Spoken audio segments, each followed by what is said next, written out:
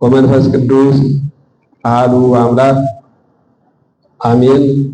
መመናት ህዝበ ክርስቲያን ካብ ርሑቅ ካብ ቀረባ ዝመጻኹ ቅዱስ አትናቴዎስ ከዋክብተ ሰማይ ዝመሰለኩም ካብ ዝዓበኹም ስጋ ዝነኣስኩም መምሃራን ዘማርያን ዲያቆናት ብሓፈሻ ኣብዚ አዳራሽ እዚ መፂና ዘለና ብናይ እግዚአብሔር ሰላምታ ከመይ ወይልኩም ደሓን ወይልኩም አሜን። እግዚአብሔር አምላክና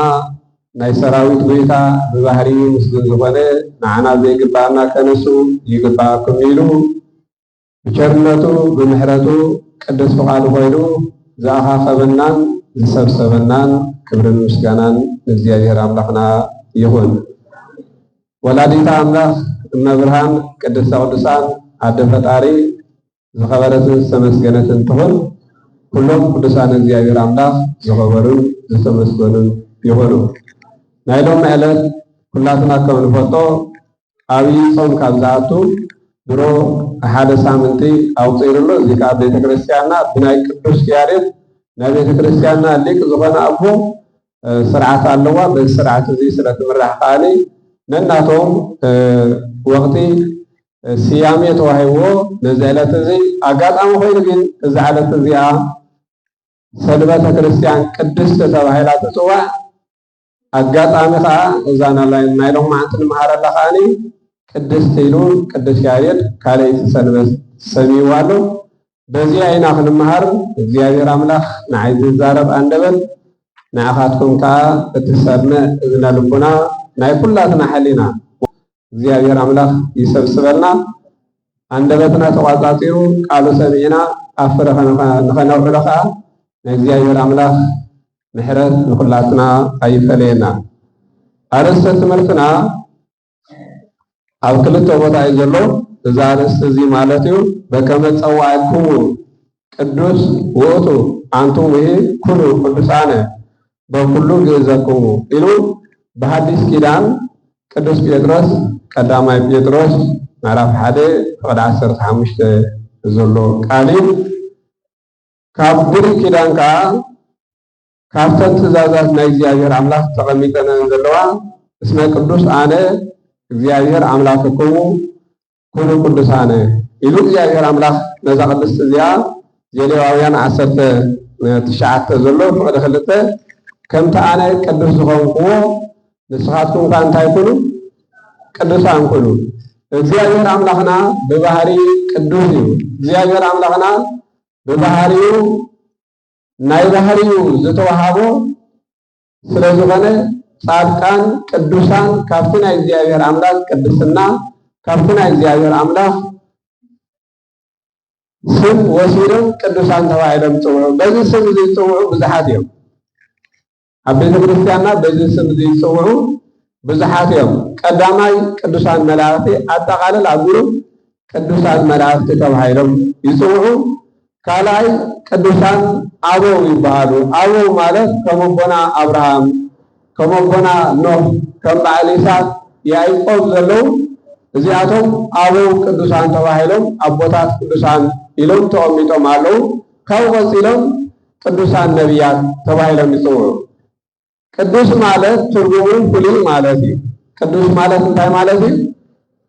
ፍሉይ ማለት እዩ። ስለዚ ከፍሎም ዝኽእል ብቅድስና ስለዝኾነ ካብኡ ቀፂሎም ቅዱሳን ሐዋርያት ቅዱሳን ሰማዕታት ብዓብይኡ ኣጠቃሊላ ነዚ ስም እዚ ሒዛቶ ዘላ ኣዴና ቅድስቲ ድንግል ማርያም ከዓ ቅድስተ ቅዱሳን ተባሂላ ትፅዋዕ። ክብርን ምስጋናን ንወላዲት አምላክ ይኹን። እሳ ቅድስተ ቅዱሳን ተባሂላ ትፅዋዕ። ካልኦት ቅዱሳን ክበሃሉ ከለው ንሳ ከዓኒ ቅድስተ ቅዱሳን ዝብል ስም ኣለዋ ማለት እዩ። ኣዴና ቅድስቲ ድንግል ማርያም ቅዱሳን ሊቃውንቲ ከም በዓል ዮሃንስ አፈወርቂ ከም በዓል ቅዱስ አትናቴዎስ፣ ቅዱሳን ሐዋርያት ከም በዓል ቅዱስ ጴጥሮስ፣ ከም በዓል ቅዱስ ጳውሎስ፣ ቅዱሳን ሰማዕታት ከም በዓል ቅዱስ ቂርቆስ፣ ከም በዓል ቅዱስ ጊዮርጊስ ዝኣመሰሉ ቅዱሳን ጻድቃን እንተይልና ከዓኒ ከም በዓል አቡነ ገብረ ቅዱስ፣ ከም በዓል አቡነ ተክለ ሃይማኖት ዘለዎ እዚኣቶም ቅዱሳን ተባሂሎም ይፅውዑ። ካብ ነቢያት ቅዱሳን ከዓኒ ከም እኒ ኢሳያስ፣ ኤርምያስ ዝኣመሰሉ ኣብነት አንቴና ካብቶም ነቢያት ዝተወሰኑ ሰባት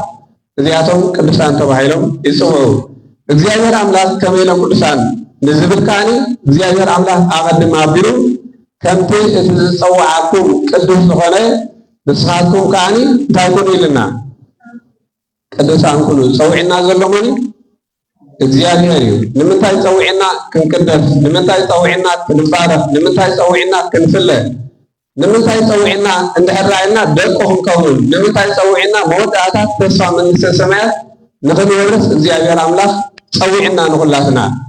ክፅዋዓና ከሎ ንምንታይ ዝፅዋዓና እግዚአብሔር አምላክ? ናብ ቤተ እግዚአብሔር አምላክ ናብ ቤተ ክርስቲያን ናብ ጉባኤ እንተይልና ፍሉያት ሰባት ክንከውን ቅዱሳት ሰባት ክንከውን ኣብ ቤተ ክርስቲያን መፂና ቅዱሳን ኮይና እንከይድ ተባሪኽና እንከይድ ናይ ቅዱሳን በረኸት ኣብ ንብረት እንተመፂና ኣብ ንዋየ ቅዱሳት ከዓኒ ንባዕላ እታ ምስኣል ወምስጋድ ንጥበሃ ስጋሁ ንወዲ ተባሂላ ትፅዋዕ ቅድስቲ ቤተ ክርስቲያን ተባሂላ ትፅዋዕ። እንታይ ተባሂላ ትፅዋዕ? ቅድስቲ ቤተ ክርስቲያን ተባሂላ ትፅዋዕ። አንቀጽ ጓል ኣንስተይቲ ገሊጹ ኣሎ። ንሰንበት እውን አንቀጽ ናይ ወዲ ተባዕታይ ዘይኮነ አንቀጽ ናይ ጓል ኣንስተይቲ ዕለታት ብአንቀጽ ደቂ ኣንስትዮ ስለ ዝግለጻ ብጓል ኣንስተይቲ ቅድስቲ ዝብላ እምበር ቅዱስ ሰንበት ኢላ ኣይገለፀን ዘሎ። ንዋየ ቅዱሳት ኣለዉ። ንዋየ ቅዱሳት ኣጠቃሊሎም ናይ ቤተ ክርስቲያንና ቅዱሳት አልባሳት ይኹኑ ኣዝዮም ኣጠቃሊሉ ንዋየ ቅዱሳት ተባሂሎም ይፅውዑ። ንዋየ ቅዱሳት ክንብል ከለና ብባህሪ ንዋየ ቅዱሳት ቅዱስ ኮይኑ ኣይኮነን። ናብ ቤተ እግዚአብሔር አምላክ ምስ መፀ ግን እቲ ቅዱስ ዝኾነ እግዚአብሔር አምላክና ምስ ቀደሶ ቅዱስ ይኸውን። እቲ ቅዱስ ዝኾነ እግዚአብሔር አምላክና ምስ ባረኾ ብሩህ ይኸውን። እቲ ቅዱስ ዝኾነ እግዚአብሔር አምላክና ምስ ንጽሖ እቲ ንጹህ ዝኾነ ንጹህ ባህሪ ዝኾነ እግዚአብሔር አምላክና ምስ ንጽሖ ንጹህ ይኸውን። በዚ ከዓኒ ንዋየ ቅዱሳት ተባሂሎም ናይ ቤተ ክርስቲያንና ንብረት ካብ ዝደቀቀ ካብ መስቀል ኣትሒዝና ጸናጽሉ ከበሩ ወዘተ ቤተ ክርስቲያን ዘለዉ አልባሳት አኽሊላት ንዋየ ቅዱሳት ኢላ ቤተ ክርስቲያን ቅዱስ ንብረት ኢላ ትፅውዖ። ስለዚ ናብ እግዚአብሔር አምላክ ዝመፀ ናብ እግዚአብሔር አምላክ ዝቀረበ ተቀዲሱ ተባሪኹ ቅዱስ ኮይኑ ይወፅእ ማለት እዩ። ክብርን ምስጋናን ንእግዚአብሔር አምላክና ይኹን። ስለዚ ቅዱስ ያሬድ ኩላትና ከም ንፈልጦ ትምህርቲ አቢቦ ብዙሕ ዓመት ንትምህርቲ ኢሉ ገዲዮን ዝተባሃለ መምህር ኣብ ኣክሱም ይመላለስ ነይሩ እሞ ተስፋ ካብ ቅዱስ ያሬድ ምምሃር የድሊ። ምክንያቱ ተስፋ ክቆርፅ ክርስቲያን ከም ዘይብሉ ቅዱስ ያሬድ ንሓንቲ ቀለም ንምፅናዕ ንሓንቲ ፊደል ንምፅናዕ ንብዙሕ ዓመት ተመላሊሱ ኣብ መወዳእታ ግን መምህሩ ገሪቡ ኣብ ዝሰደዶ ሰብ ብሰብ ተዘይተማሂሩ ብፍጥረታት ክመሃር ይግባእ። ሰብ ብመምሃራን ብሊቃውንቲ ብናይ ቤተ ክርስቲያንና ዘይንመሃር እንተኮይና ብምንታይ ክንመሃር ይግባእና? መከራ እውን ይምህር እዩ፣ ሽግር እውን ይምህር እዩ፣ እንስሳታት እውን ይምህር እዮም። ብዝረአኻዮ ነገር ትመሃር ማለት እዩ። መከራ ተጋጢሙ ሽግር ተጋጢሙ ብኡ ተማሂርካ ሂወትካ ትልውጥ ማለት እዩ። ብዘይ ሰባኺ ቅዱስ ያሬድ ሓሰኻ ምፍራየ ክዲንን ወረድን ኣብ መወዳእታ ኣብ 7 ግዜ ምስ ወፀት ሓሰኻ ኣነ እውን ተስፋ ኣይቆረፅኩ ናብ እግዚአብሔር አምላክ ክምለስ ኣለኒ ኣብ ዝበሎ ዘገርም ነገር ማለት እዩ። ናይ ቤተ ክርስቲያንና ቅዳሴ ግዕዝ እዝሊ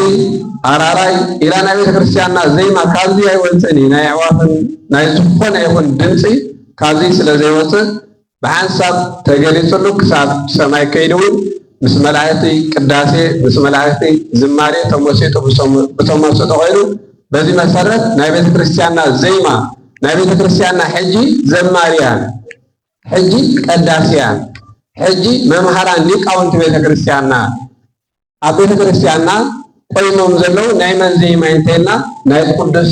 ያሬድ ዜማ እዩ። ተሰወረ ኣቦይ ሞት ከይተዓመት ተሰወረ እዩ። በዚ መሰረት ነዚ ዓለት እዚኣ እንታይ ንሰሚዋ ንሱ ቅድስት ኢሉ ሰሚዋ ሰንበት ክርስቲያን ኩሉ ጊዜ ቅድስት እያ ታትመዘላ ሰንበት ቅድስት ይኮነት እንዲያን እንዝብል ቅድስት እያ ኩሉ ጊዜ ሰንበት ክርስቲያን ቅድስት ቅዱስ አትናቴዎስ ሰንበት ክርስቲያን ቅድስት እንዳበለ ይሰምያ ኩሉ ጊዜ አብሶምን ትነግስ አብሶምን ሓዳስ ኮይና ትመፀና እዚ ዓለት እዚ አይልዋ ነገር ግን ፉልይነት ከግብራ ዝኸኣለ ቅዱስ ያሬድ ብሰየመያ በዚህ መጽሐፍ ቅዱስ እግዚአብሔር አምላክና ካብ መጀመርታ ንደቂ ሰባት ከምታ ኣነ ቅዱስ ዝኾንኩ ንስኻትኩም እንታይ ኩኑ ቅዱሳን ኩኑ ይልና ስለዚ ናይ እግዚአብሔር ቅድስና ናይ እግዚአብሔር ጸጋ ናይ እግዚአብሔር በረኸት ናይ ጾሙ በረኸት ክንካፈል ናቱ ቅዱስ ፈቃዱ ይሁነልና ድጋሜ ቅዱስ ፈቃዱ ይሁነልና ቅዱስ ማለት እንታይ ማለት ይናለና ቅዱስ ማለት እንታይ ማለት እዩ ፍሉይ በሓደለና ቅዱስ ማለት እንታይ ማለት እዩ ፍሉይ ማለት እዩ ቅዱስ ማለት ፍሉይ እንድሕርና ኮይኑ እግዚአብሔር አምላክ ካበይ ተፈለይ ዝብለና ዘሎ ካብ ምን ክንፍለ ኣለና ሕጂ ምክንያቱ ቅዱስ ማለት ፍሉይ እንተኮይኑ እግዚአብሔር አምላክ ከዓኒ በዚህ ዕለት እዚ አመልክቱ በዚህ ሰዓት እዚ አመልክቱ በዛ ደረይ እዚ አመልክቱ በቤተ ክርስቲያንና ዝነበረ ቅዳሴ በቤተ ክርስቲያንና ዝነበረ ሁሉ ስለ ቅድስና ይናገር ነሩ ንበዓሉ ወንጌል ዝተነበበልና ወንጌል ማቴዎስ ምዕራፍ 6 ፈቅዲ 16 ዘሎ ቃል እዩ ነዛ አርእስት እዚ ዘምጾ በዚህ መሰረት እግዚአብሔር አምላክ ቅዱስ ማለት ፍሉይ እንድሕርና ኮይኑ ብጾም ዓብይ ጾም ክኸውን ከሎ ካብ መብልዕን መስተን እንታይ ገበሩ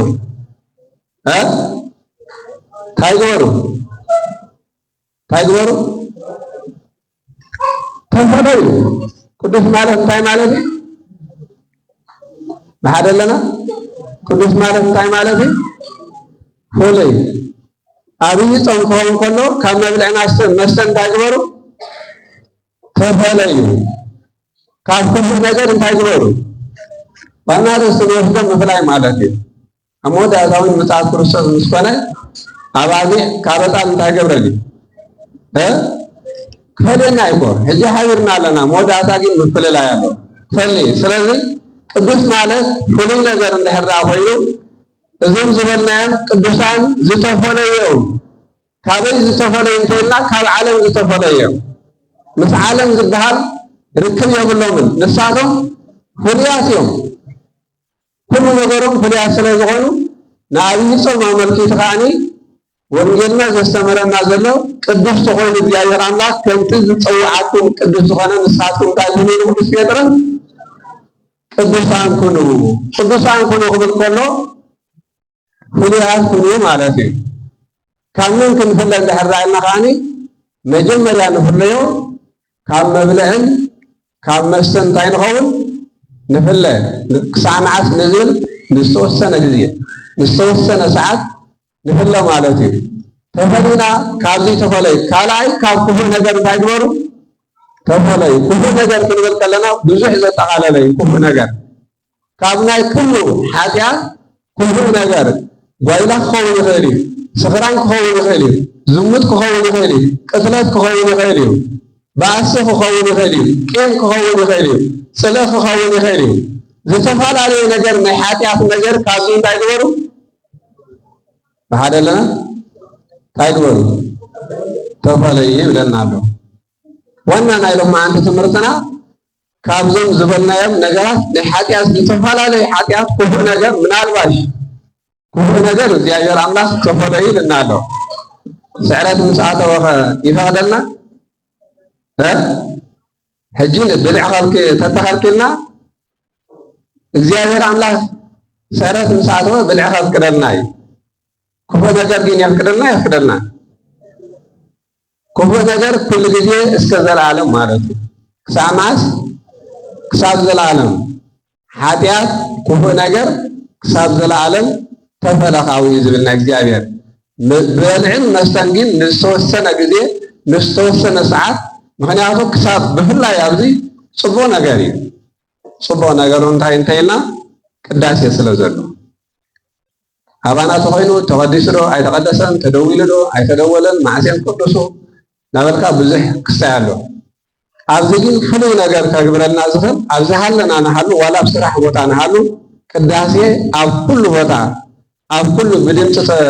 ስለ ዝመፀና ዘሎ ክሳብ ናይ ቅዳሴ ግዜ ተፈለዩ ካብ ምንታይ ካብ ምብላዕን ምሳይ ብዓብይ ኸ ካብ ጥሉላት እንታይ ኮይና ኣለና ተፈሊና ይተፈለና ዘይተፈለና ሰባት ኣለና ዲና ካብ ጥሉላት ዘይተፈልኹም ሕጂ ኣለኹም ምክንያቱ ስዕረት ትስዕሩ ሕጂ ኣለና ዲና መጀመርያ ካብ ናይ ጥሉላት ተፈለዩ ኢልና ኣሎ ብድሕሪ ኸዓኒ ካብ ዝብላዕ ንስተን ማይ ይኹን እንጀራ ይኹን ከዓ ንዝተወሰነ ግዜ እንታይ ግበሩ ተፈለዩ ተፈሊና እንታይ ክንረክብ እንታይ ራእየና ቅድስና ክንረክብ ኢና እግዚአብሔር አምላክ ምስ ኩላትና ይሁን ድጋሚ ምስ ኩላትና ይሁን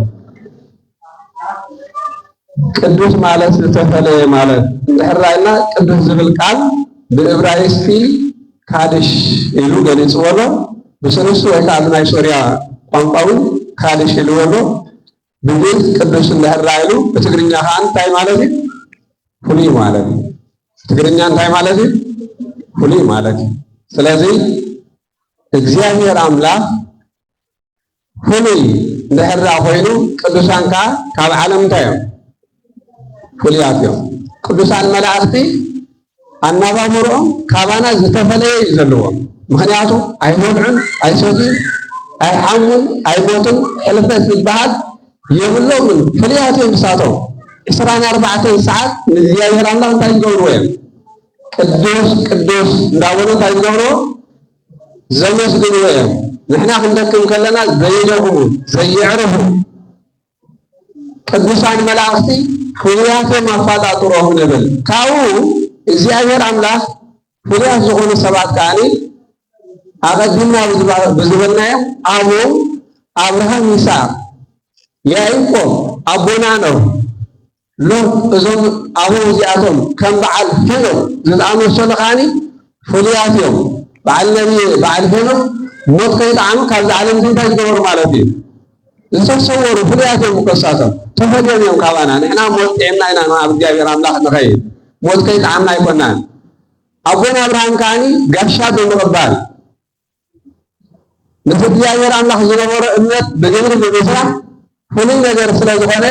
ካብዚ ዓለም እዚ ብሞት ምስ ተፈለና እውን ተቐባሊ ጋሻ ኮይኑ ዘሎ መን እዩ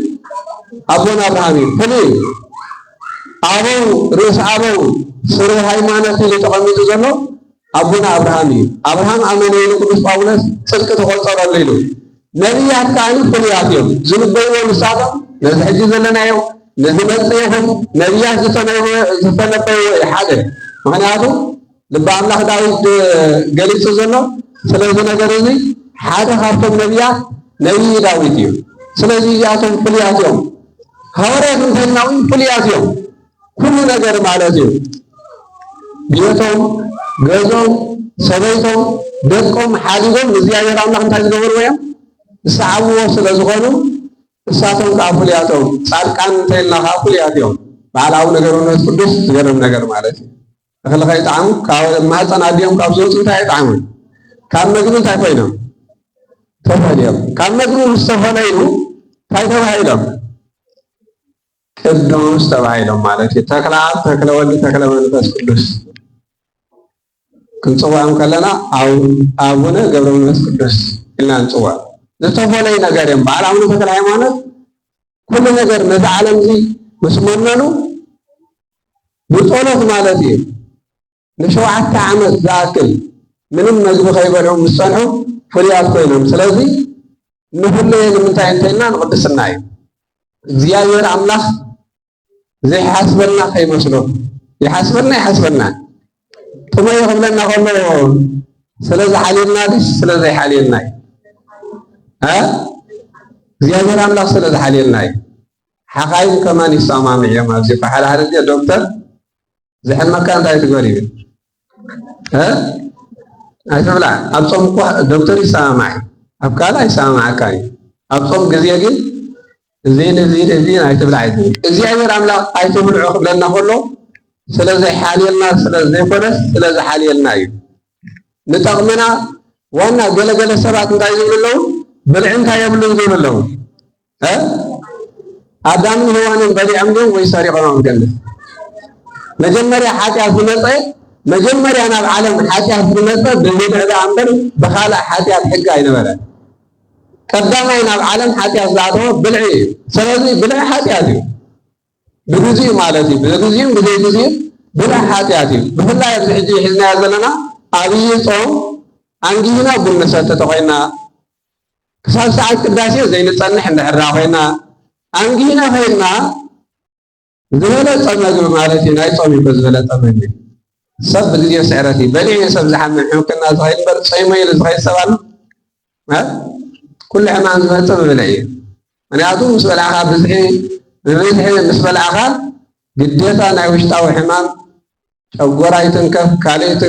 ይትንከፍ ሕክምና ይኸይድ ስለዚ እግዚአብሔር አምላክ ንዓና ንጥዕናና ንሂወትና ስለዝሓልየልና ኣይተብልዕ ዝብል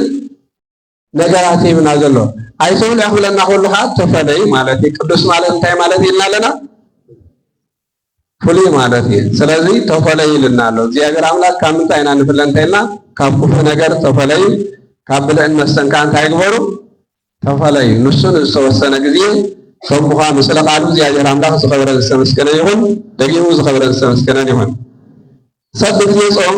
ካብ ምንታይ ክፍላ ኣለዎ ንዝብል ቀዳማይ ካብ ምንታይ ኢልና ኣለና ካብ ብልዕን መስተን ካልኣይ ካብ ኃጢአት ሳልሳይ ካብ ጥሉላት ማለት እዩ ካብዞም ነገራት እዚኦም እንታይ ገብር ኣለዎ ክፍለ ኣለዎ ካብዚኦም ተተፈልዩ ከምቲ ኣነ ዝፀውዓኹም ቅዱስ ወንኩም ንስኻትኩም ከዓ እንታይ ኮኑ ኢልና ኣሎ ንኽንቅደስ እንታይ ክንገብር ኣለና ክንፍለ ክንክእል ኣለና ክንርሕቅ ክንክእል ኣለና ስለዚ ንኽንቅደስ ንኽንባረኽ እንድሕርና ኮይና ክንፍለ ክንክእል ኣለና ስለ ቃሉ እግዚአብሔር አምላክ ዝኽበረን ዝተመስገነን ይሁን ጎይታናን መድሓኒናን ኢየሱስ ክርስቶስ ከመይ ጌርና ክንፀውም ከም ዘለና ነጊርና ኢሉ ኣበየናይ ነጊርና እንተኢልና ኸ ናይ ሎማዓንቲ ዝተነበበልና ወንጌል ኣብ ቅዳሴ ማቴዎስ ወንጌል ምዕራፍ 6:16 ክትፀውሙ ከለኹም ኢሉ ከምቶም ግቡዛት ኣይትኾኑ ከመን ኣይትኾኑ ግቡዛት ማለት ፈሪሳውያን እዮም እሳቶም ሰባት ክሪእዎም ምእንቲ ጾምቲ ክብልዎም ምእንቲ ገጾም እንታይ ገብሩ ኢሉ የመፅሉ ኢሉ ገጾም ይኣስሩ ዝጠመየ ሰብን ዝበልዐ ሰብን ይፍለጥ እንዴ ኣብ ሰብ ክረአዩ ከለዉ ብጣዕሚ ዝጠመዩ ከም ምዃኖም ሰባት ንኽሪእዎም ከምኦም ኣይትኾነ ኢሉ እዚ ዓይነት ጾም ኢልና ዘሎ ነየናይ ጾም እንድሕር ኢልና ጾም ኣብ ክልተ ይኽፈል ኣብ ክልተ ይኽፈል ናይ ግሊ ጾም ኣሎ ናይ ኣዋጅ ጾም ኣሎ ናይ ማሕበር ቤተክርስትያን ጾም ኣሎ ጾም ኣርብዓ ውዳሴ ኮንቱ ዝበሃል የለን ኩሉ ሰብ እንታይ ስለ ዝገብር ስለ ዝፀውም ውዳሴ ኮንቱ የብሉን ንኣብነት ኣብ ማሕበር ዝመፅዎ ሰናዮ ምፅዋት ውዳሴ ኮንቱ ድዩ ኣይኮነን ክትምፅወት ከለኻ ከምኣቶም ኣይትኾን ኢሉ ብሕቡ እንታይ ግበር ኢሉ ኣሎ ሃብ ኢሉ ኣሎ ኣበየናይ እንድሕር ኢልና ብግልና ንህቦን ኣብ ቤተክርስትያን ንህቦን ኣብ ማሕበርና ንህቦን ውዳሴ ኮንቱ ኣይኮነን ናይ ጾም ኣርብዓ ጾም ውዳሴ ኮንቱ ኣይኮነን ናይ ሓባር ጾም እዩ ናይ ግሊ ጾም ግን ኣብ ነፍስኻ ይበካ ይኽእል ብውልቅኻ ሱባኤ ክትኣቱ ክትከውን ትኽእል ኢኻ እዚ ግን ክትፀውም ከለኻ ኢሉ ከምኣቶም ኣይትኾን ከምዚ ጾምካ መን ክፈልጠካ የብሉን ሰብ ክፈልጠካ የብሉን እቲ ብሕቡእ ዝርኢ ኣቦኻ ብሕቡእ ክፈድየካ እሞ ብሕቡእ እንታይ ግበር ኢሉ ኣሎ ጾም ሰባት ክሪኡኻ ኣብዚ እንታይ ኢሉ ኣሎ ገጽካ እንታይ ግበር ኢሉ ኣሎ ተሓፀብ ገጽካ እንታይ ግበር ተሓፀብ ቅብኻ እንታይ ግበር ርእስኻ እንታይ ግበረሉ ቅብ ግበረሉ እንታይ ማለት እዩ ባህልና ያው ኣብ ጾም ክኾን ከሎ ገጽና ተሓፂብና ቅብ ገርና ከምኡ ማለት ድዩ ምክንያቱ ንክልተ ነገር ጎይታ ኣብዚ ኣጠቃሊሉ ዘሎ ግቡዛት ኢሉ ግቡዛት ማለት ፈሪሳውያን እዮም ሰባት ክሪእዎም ኩሉ ነገር ይገብሩ ነሮም ነዚ ከዓ ጎይታ ኣይተቐበሎን ነቲ ናቶም ጾም ንስኻ ግን ኢሉ ማለት ክትፀውም ከለኻ ገጽካ ተሓፀብ ርእስኻ ተቐባ ጾም ማለት ከምታ ቀዲምና ዝነበርና ምክልካል ስለ ዝኾነ ገጽካ ተሓፀብ ርእስካ ተቐባ ዝብል ኢና ንርኢ መን ገጽካ እንታይ ግበር ተሓፀብ ለሓደ ኣለና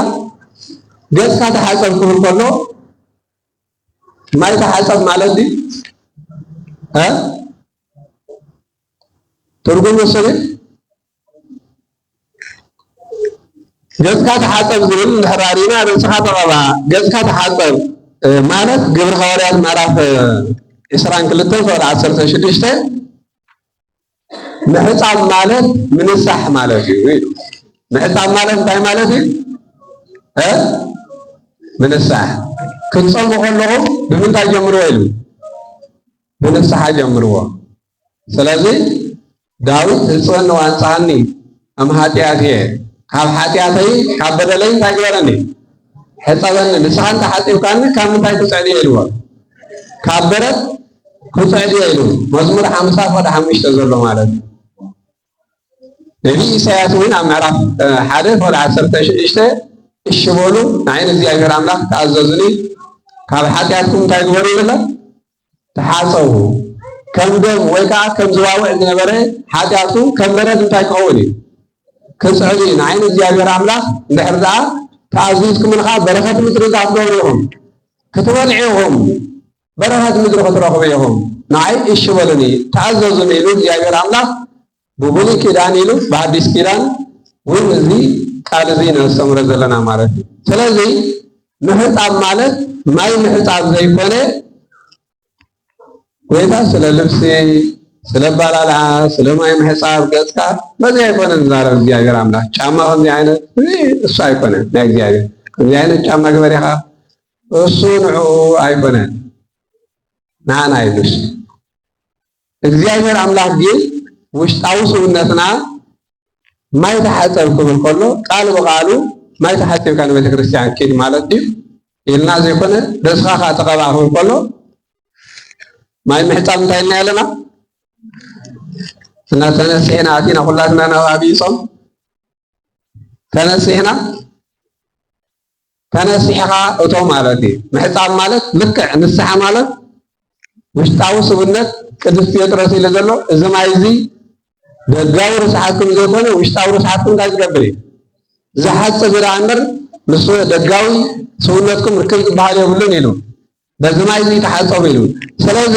ተሓፀብ ማለት ተነሳሕ ማለት እዩ ስለዚ ክትጾሙ ከለኹም እንታይ ግበሩ ኢሉ ኣሎ ገጽኩም ተሓፀቡ ማለት እንታይ ማለት እዩ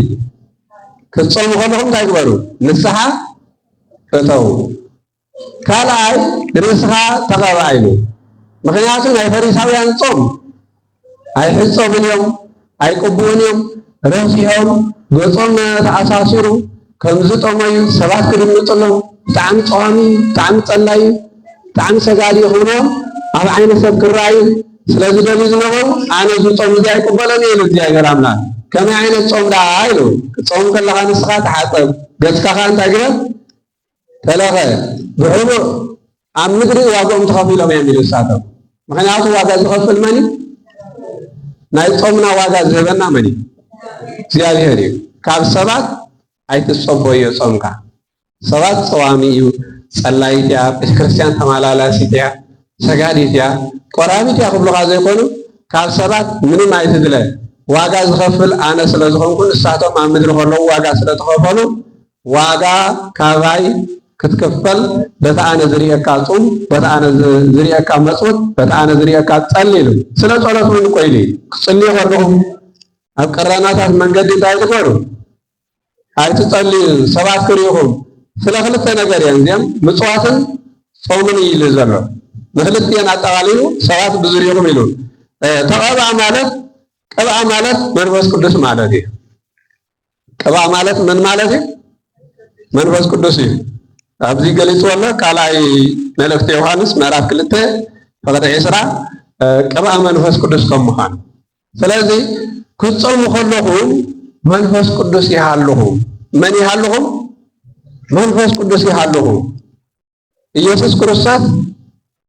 ምስ ተጠመቐ ከይወዓለ ከይሓደረ ገዳመ ቆሮንጦስ እንታይ ገበረ ከደ ኢሉ መንፈስ ከዓ እንታይ ገበረ ኢሉ ወሰዶ ዝብል ቃል ኢየሱስ ክርስቶስ ዝወስድ ዘምጽእ አካል የለን። ምናልባሽ ኣብ ትርጉሙ ሊቃውንት ምሕታት የድሊ ወሰዶ ንዝብል ቃል ኪድ ንዓ ምጽእ ዝብሎ ንኢየሱስ ክርስቶስ የለን። ናቱ ትርጉሙ ካሊእ ወሰዶ እንተይሉ ዝወስዶ አካል ኣለዎ ድዩ ንኢየሱስ ክርስቶስ ጋር ወይ ከዓ ምጽእ ዝብሎ ኣለዎ ድዩ ዝብሎ ኣለዎ ድዩ ዝብል እቲ ወሰዶ እዩ ዝብል ኣብኡ ኣብቲ ሃይለ ቃል ማቴዎስ ወንጌል ምዕራፍ 4 ሉቃስ 4 ገሊፆሞ ዘለዉ። ስለዚ መንፈስ ቅዱስ ቅብአ እዩ። መንፈስ ቅዱስ እንታይ ቅብአ እዩ። ብኡ መንፈስ ቅዱስ ጾምኩም መን ይሃልዎ ኢሉ መንፈስ እግዚአብሔር አምላክ ይሃልዎ። ፍሉያት ክትኮኑ ተኾንኩም ብእግዚአብሔር መሪሕነት ብመንፈስ ቅዱስ መሪሕነት ኣብ ጾምኩም መንፈስ ቅዱስ ክህሉ ኣለዎ። ፍሉያት ክትኮኑ መንፈስ ቅዱስ ዘይብሉ እንድሕር ኮይኑ መንፈስ ቅዱስ ብርግፅ ክንጥመት ከለና ዕርቡን መንፈስ ቅዱስ ኢሉ ቅዱስ ጳውሎስ ገሊፁ ኣሎ። ቅብአ ከም ምዃኑ ዕርቡን መንፈስ ቅዱስ እንታይ ገርና ኣለና ተቐቢልና ኣለና መንፈስ ቅዱስ ተቐቢልና ኣለና ኢሉ። ስለዚ መንፈስ ቅዱስ ይሃልዎ ጾምኩም ብመንፈስ እግዚአብሔር አምላክ ብቅድስና እግዚአብሔር አምላክ መንፈስ ቅዱስ ውሰዱ። መንፈስ ቅዱስ ክንወስድ ኮይና ከዓኒ ካብዞም ዝብልናዮም ምስተፈለና መንፈስ ቅዱስ ይኸይድ ይመጽእ እዩ። ንጽህና ሰሊና መንፈስ ቅዱስ እንታይ ይገብርና ባና ይሓድር ኣባና። ንሕና ተረኺስና ከዓ መንፈስ ቅዱስ ካባና እንታይ ይገብር ይኸይድ። ተመላላሲ እዩ ባህሪኡ ናይ ምንታይ እንተኢልና ናይ መንፈስ ቅዱስ ናይ ርግቢ ባህሪ ኣለዎ። ርግቢ ኣብ ገዛኻ ቤት ትሰርሕ ኢሉ ተፍርሰላ ትምለስ ተፍርሰላ ትምለስ ተፍርሰላ ትምለስ።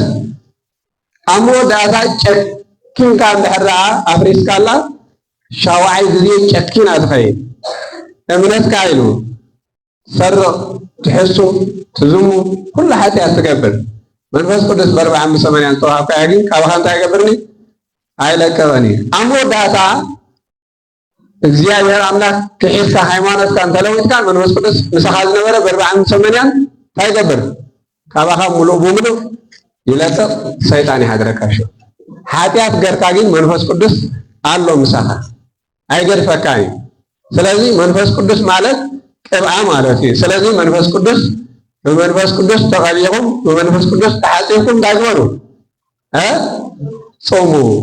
እዚኦም ውሰዱ ኢልና ክብርን ምስጋናን ንእግዚአብሔር አምላክና ይኹን። ብድጋሜ ክብርን ምስጋናን ንእግዚአብሔር አምላክና ይብፅሓዮ። ስለዚ እዞም ዝበልናዮም ነገራት እዚ መምርሒ ህዝቢ ተኸትሉ ዝምፅውትን እንደገና ድማ ዝፀውም ሰብ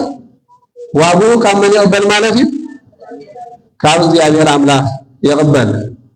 ከምዚ ዓይነት ገይሩ ዝፀሙ ማለት እዩ። ምክንያቱ መጀመርያ ብንስሓ ድሓር ከዓኒ ብመንፈስ ቅዱስ መንፈስ ቅዱስ ምስኡ ክህሉ ኣለዎ። መንፈስ ቅዱስ ከይተፈለዮ መንፈስ ቅዱስ ንኸይፍለዮ ከዓኒ እንታይ ክገብር ኣለዎ ዝበልና ኢኻ ተነሲሑ ካብ መብልዕ ካብ መስተ ካብ ሓጢኣት ካብ ክፉ ነገር ተኸልኪሉ ጾሙ ምስ ዝብሎ ካልእ ግን ልምዲ ኮይኑ ክተርፍ ይኽእል ኢሉ ማለት እዩ። ምክንያቱ ልምዲ ማለት ይጾሙ ኣለዉ ኢሎም ዝጾሙ ሰባት ኣለዉ ይጾሙ ኣለዉ ኢሎም ትርጉም ጾም ከይተረድኡ ይጾሙ ኣለዉ ኢሎም ዝጾሙ ተኮይኖም ዓኑ ፀይምከ ኢኻ ሕጂ ፀይምከ ኢኻ ዋጋ ኣይትረኽበሉን ኢኻ ብልምዲ ተኮይኑ ማለት እዩ ብምምልላስ ተኮይኑ። ስለዚ ዋጋ ክትረክብ እንድሕር ኮንካ ቅድስና ክትረክብ እንድሕር ኮንካ ከዓኒ እዛ ዓለት እዚኣ እዛ ቅድስቲ ኢልዋ ዘሎ ያሬድ ክንቅደሰላ ክንባረኸላ ክንነፅሃላ እግዚአብሔር አምላክ ክባርከና እግዚአብሔር አምላክ ከንፅሃና እግዚአብሔር አምላክ ንሕና ቅዱስ ተኮይኑ ንሱ ንሕና ከዓ እንታይ ንክንከውን ይፅዋዕና ኣሎ ማለት እዩ። ቅዱሳን ንክንከውን ይደሊ እግዚአብሔር አምላክ ኩሉ ቅዱሳን ኢሉ ኣነ ቅዱስ እየ ንስኻትኩም ከዓ ቅዱሳን እየ ከምቲ ትፀዋዕኩም ፃውዒት ናይ እግዚአብሔር እዩ ፀዋዕ እግዚአብሔር እዩ። ምስ ፀዋዕና ክንታይ ገብር እዩ ፅዋዕና ንቤተ ክርስቲያን ናብ ዝኾነ ይኹን ጉባኤ መንፈሳዊ እንታይ ክገብር እዩ እግዚአብሔር አምላክ ተደጋጋሚ ፅዋዕና እንታይ ኢልና ክቅድሰና ስለ ዝደለየ ክባርከና ስለ ዝደለየ ከንፅሃና ስለ ዝደለየ ክሓፅበና ስለ ዝደለየ እንደገና ድማ መንፈስ ቅዱስ ገይሩ ክቐብአና ስለ ዝደለየ አንደበቱ ፍሉጥ እኮ መንፈስ ቅዱስ ዘለዎ መንፈስ ቅዱስ ዘይብሉ እኮ አንደበቶም ገለገለ ሊቃውንት ብእውነት ከስተምሩ ከለዉ ቃል እግዚአብሔር አምላክ ክናገሩ ከለዉ አንደበቱ እኮ ይፍለጥ እዩ። መንፈስ ቅዱስ ዘለዎ ሰብ እውነት አንደበቱ ፍለጥ እዩ። ናይ ካልእ ክሕደት ዘለዎ እምነት ሰብ መንፈስ ቅዱስ ዘይብሉ ሰብ ካብ አንደበቱ ዘውፅኦ ቃላት እኮ ትፈልጡ ኢኻ ፍሉጥ እኮ እዩ። ስለዚ እግዚአብሔር አምላክ ንምንታይ ምክንያቱ መንፈስ ቅዱስ ዘለዎ ሰብ አነጋገሩ ፍሉጥ እዩ አዛራርቦ ፍልጥ ክርስቲያንኩም መሆኑ በትሕትናይ በትዕቢት አይኮነን ዛረብሱ ምክንያቱ አንደበቱ እንታይ መንፈስ ቅዱስ ምስሎ ትዕቢት የብሉን ስስዕት የብሉን የአህለን እንዳበለ ዝኸይዲ ተስፋ ዘለዎ ክርስቲያን ተስፋ ዝቆረጠ ክርስቲያን አይኮነን ስለዚህ እግዚአብሔር አምላክ መንፈስ ቅዱስ እንድሕራ ሃሊና እዞም ነገራት እዚኦም ትዕግስቲ ኣለና ርጉኣት ንኸውን ዝተረጋገ መንፈስ ዘለዎ ዝተረበሸ ኮ ንርበሽ ዘለና ኮ መንፈስ ቅዱስ ምሳና ስለዘየለ ንጭናው ዘለና ኮ ምን ስለዘየለ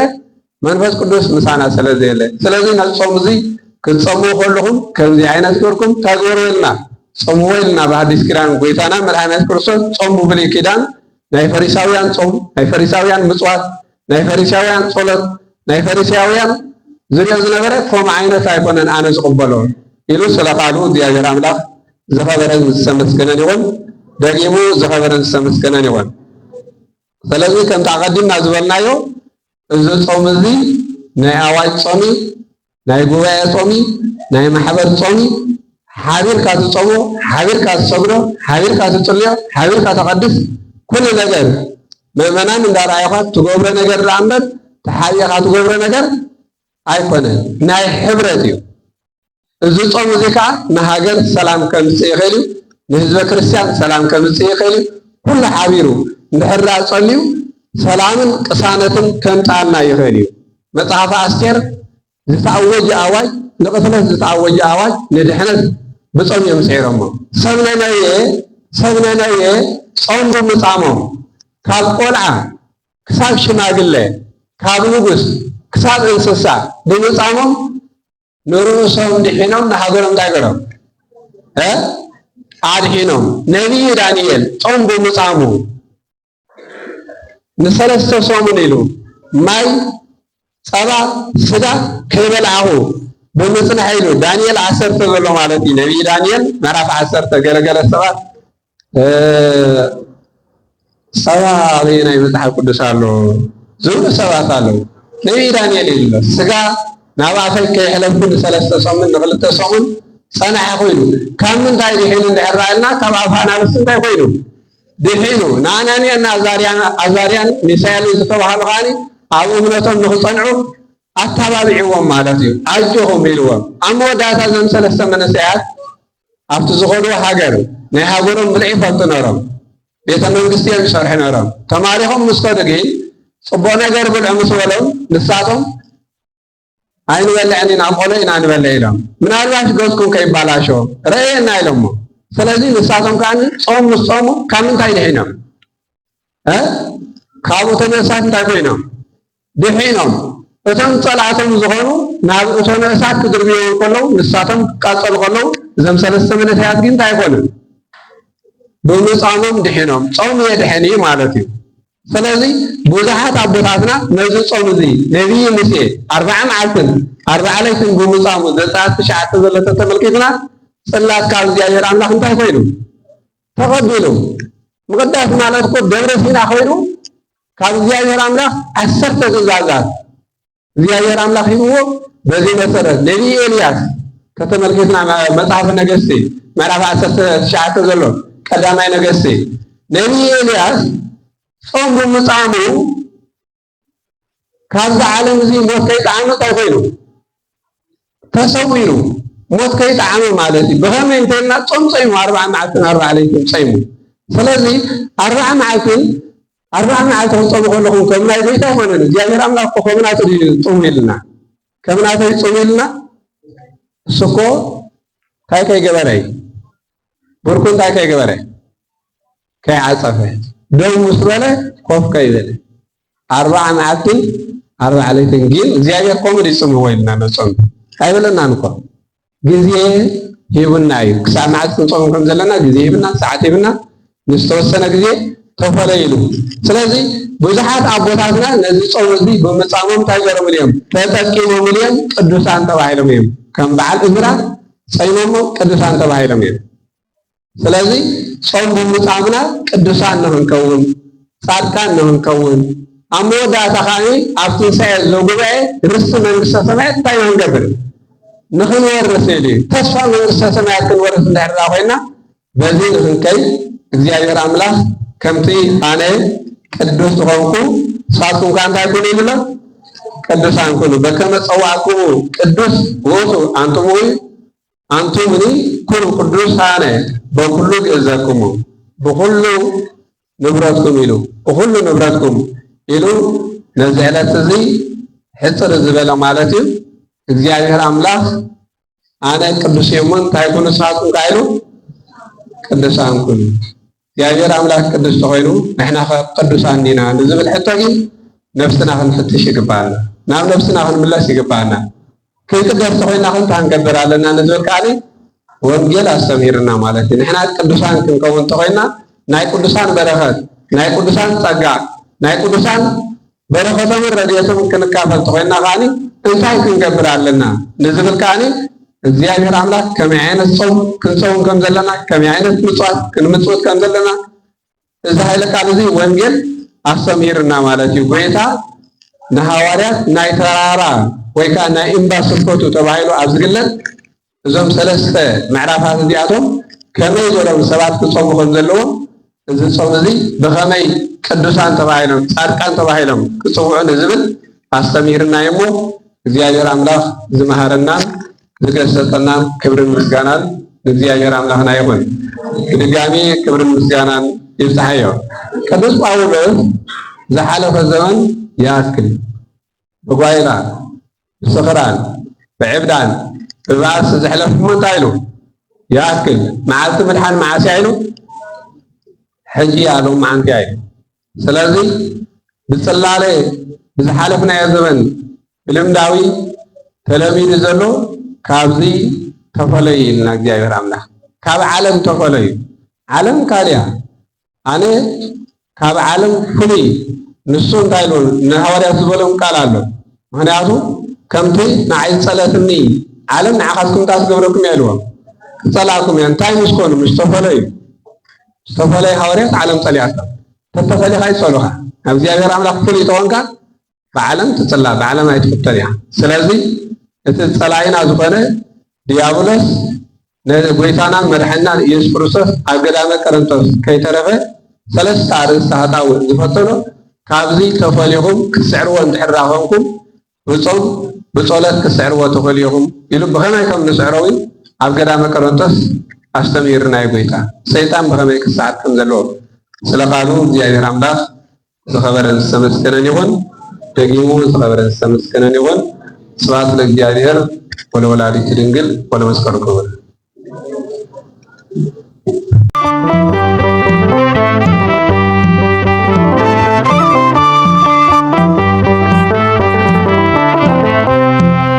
ታቦተ ዘዶር በሥላሴ ጸዳል የምታበሪ አምልኮቱን የምትነግሪ ምልዕተ ጸጋ ሰርጓለም ማይደረ መለኮት ድንግል ማርያም